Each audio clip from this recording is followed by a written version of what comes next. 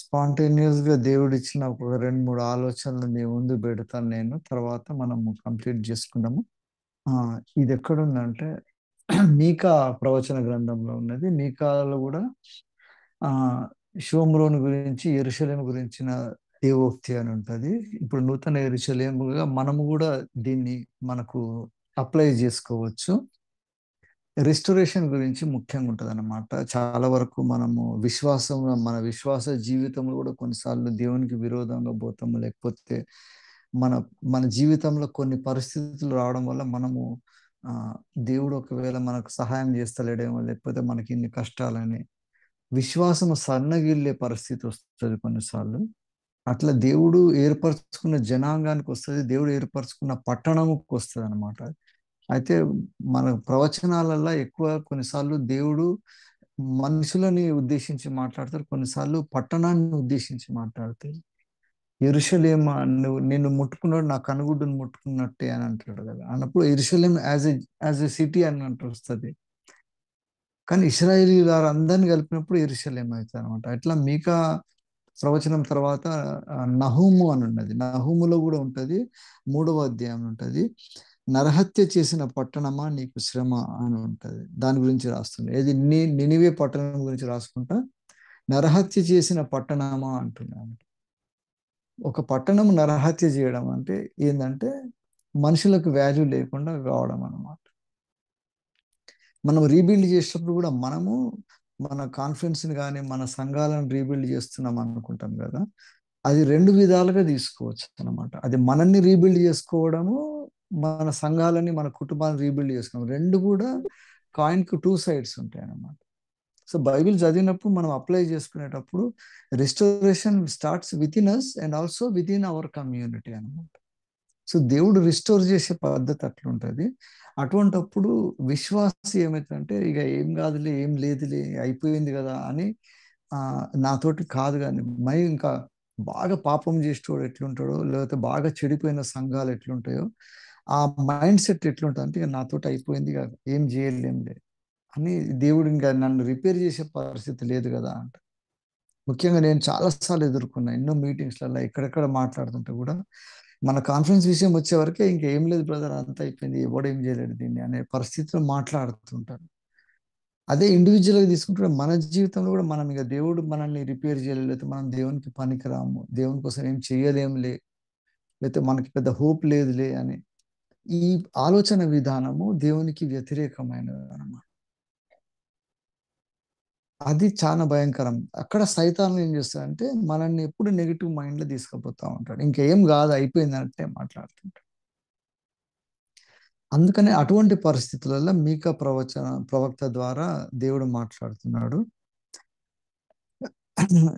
ఇది చివరి అధ్యాయంలో ఉన్నది, 7వ అధ్యాయం. మీకా ప్రవచన గ్రంథం 7వ అధ్యాయంలో ఉంటుంది, 7వ వచనంలో. అయినాను యెహోవా కొరకు నేను ఎదురు చూచేదను, రక్షణ కొరకు నా దేవుని కొరకు నేను కనిపెట్టి ఉందును. నా దేవుడు నా ప్రార్థన ఆలకించును. నా శత్రువా, నా మీద అతిశయపడవద్దు. నేను క్రింద పడినను తిరిగి లేతును. నేను అంధకారంలో కూర్చున్నను, యెహోవా నాకు వెలుగుగా ఉండును. ఇదన్నమాట ప్రామిస్. రిస్టోరేషన్ అంటే అక్కడైతుంది అన్నమాట. నేను యెహోవా దృష్టికి పాపము చేసి తిను గనుక ఆయన నా పక్షంన వ్యాజ్యం ఆడి నా పక్షంన న్యాయము తీర్చుటకు నేను ఆయన కోపాగ్నిని సహింతును. ఆయన నన్ను వెలుగులోనికి రప్పించును, ఆయన నీతి నేను చూచేదను. ఇవన్నీ ప్రామిసెస్ అన్నమాట. రిస్టోరేషన్కి చాలా ముఖ్యమైనవి. ఇదంతా జరిగినాక దేవుడు అంటున్నాడు, నీ దేవుడైన యెహోవా ఎక్కడన్నా అని నాతో అనినది అవమానం నందబడును, అది నా కండ్లకు అగుపడదు. ఇప్పుడు అది వీధిలోనున్న బురద వలె త్రొక్కబడును. సైతాను గురించి మాట్లాడనమాట.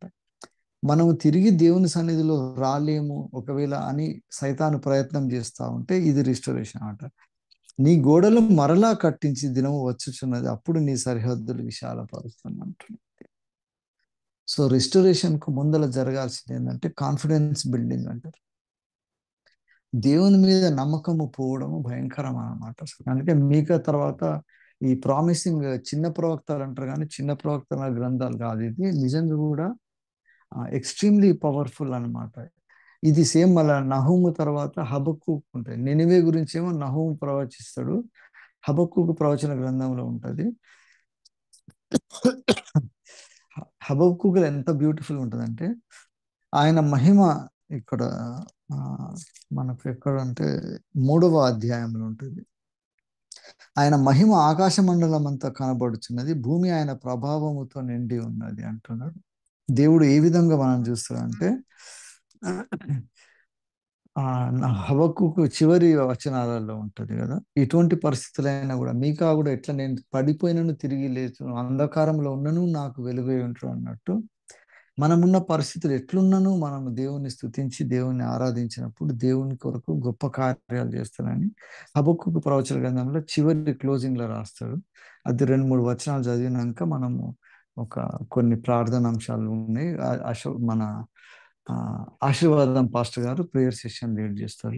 ఇందులో చివరికి ఏమంటుండంటే, నా ఎముకలు కుళ్ళిపోవచ్చున్నవి, నా కాళ్ళు వణుకుచున్నవి, అంజూరపు చెట్లు పూయకుండినను, ద్రాక్ష చెట్లు ఫలింపకపోయినను, ఒలివ చెట్లు కాపు లేకపోయినను, చేనులోని పైరు పంటకు రాకపోయినను, గొర్రెలు దొడ్డిలో లేకపోయినను, సాలలో పశువులు లేకపోయినను, యెహోవా యందు నేను ఆనందించేదను. నా రక్షణకర్త అయిన నా దేవుని యందు నేను సంతోషించేదను.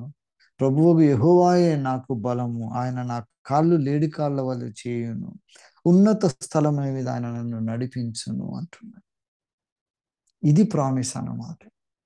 ఎటువంటి పరిస్థితులు ఉన్నాను, బిజినెస్ అన్ని దెబ్బతిన్నాను, ఫ్యామిలీకి కష్టమైనను, సాలలో పశువులు లేకపోయినాను, ఇప్పుడు ఇవన్నీ కూడా ఇప్పుడు వ్యవసాయం చేసేవానికి తెలుసు, ద్రాక్ష చెట్లు ఫలింపకపోతే ఎట్లుంటది, అంజురపు చెట్లు పూయకుండా.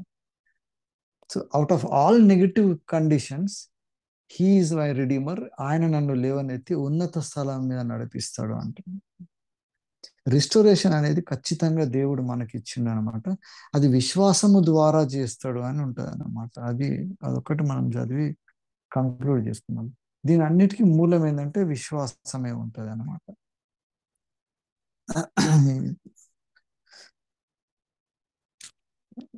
ఇక్కడ చెప్తున్నాను,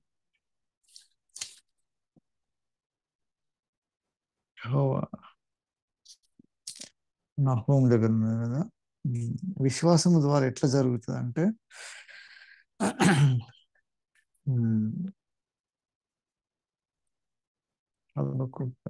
మీకా ప్రవచన గ్రంథం అని ఉంటుంది.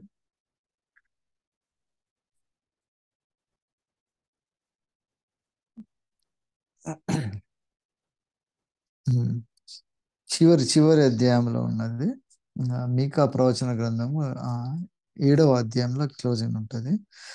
వారు చేసిన అతిక్రమం విషయమై వారిని క్షమించు దేవుడనై నీతో సముడైన దేవుడు ఉన్నాడా? ఆయన కనికరము చూపుటందు సంతోషించువాడు గనుక నిరంతరము కోపపడడు. ఆయన మరలా మన యందు జాలిపడను, మన దోష శిక్షణలో అణచివేయను. వారి పాపములన్నిటిని సముద్రపు అగాధములో నీవు పడవేతువు. పూర్వకాలమున నీవు మా పితరులైన అబ్రహాము యాకోబులకు ప్రమాణము చేసిన సత్యమును కనికరమును నీవు అనుగ్రహింతువు అంట. ఇది ఫెయిత్ అనమాట. అబ్రహాము ఇస్సాకులతోటి దేవుడు చేసిన అదే ప్రమాణమును మనతోటి చేస్తున్నాడు అనమాట. అదే విశ్వాసంతో మనము మళ్ళీ రిస్టోర్ చేసుకోగలుగుతాము. కాబట్టి దేవుని సన్నిధిలో మనము రిస్టోర్ కావాలన్నా, మన కుటుంబాలు, మన పరిస్థితులు దేవునికి మహిమకరంగా ఉండాలంటే, ఆయన రక్షణకర్త దేవుని యందు మనం ఆనందించాలంటే, మనం ఈ విశ్వాసం అనే ఒక ప్రామిస్ దేవుడు అబ్రహాం ఇస్సాకులకు ఇచ్చిన అదే ప్రామిస్ని, అదే విశ్వాస ప్రమాణంను బట్టి దేవుడు ఏం లేని దగ్గర దేవుడు గొప్ప కార్యాలు చేసిండు కదా. అబ్రహాము జీవితం తీసుకున్నా కూడా, యాకోబు పరిస్థితులు చూసినా కూడా, అట్లా ఇప్పుడు కూడా మనం కూడా మన జీవితాలలో కూడా ఇదే పరిస్థితి వచ్చినప్పుడు మనము దేవుణ్ణి స్తుతించి, ఆయన మన రక్షణకర్త అయిన దేవుడు మనల్ని లేడి కాళ్ళ వల్ల మన కాళ్ళను ఉన్నత స్థలముల మీద నడిపిస్తాడు. కాబట్టి ఆ దేవుని అంది మనము సంతోషించి ఆనందించాలని ప్రవక్త హబక్కూకు ప్రవచన గ్రంథంలో ఉన్నది. మనము ఈ ప్రామిసెస్ అన్ని పట్టుకొని దేవుని స్తుతించి ఆరాధిద్దాము. ఇప్పుడున్న పరిస్థితులని దేవుడు మార్చి మరలా తిరిగి కట్టుతాన్ని సరిహద్దులు విశాలపరుచుతాన్న ప్రామిస్ తోటి మనము మన జీవితాలు, మన సంఘాలు, మన కాన్ఫరెన్స్ ద్వారా దేవుడు మహిమ పరచబడడానికి, తిరిగి కట్టడానికి మనం ముందుకు వద్దాము. దేవుడిచ్చిన కొద్ది ఆలోచన బట్టి దేవునికి వందనాలు.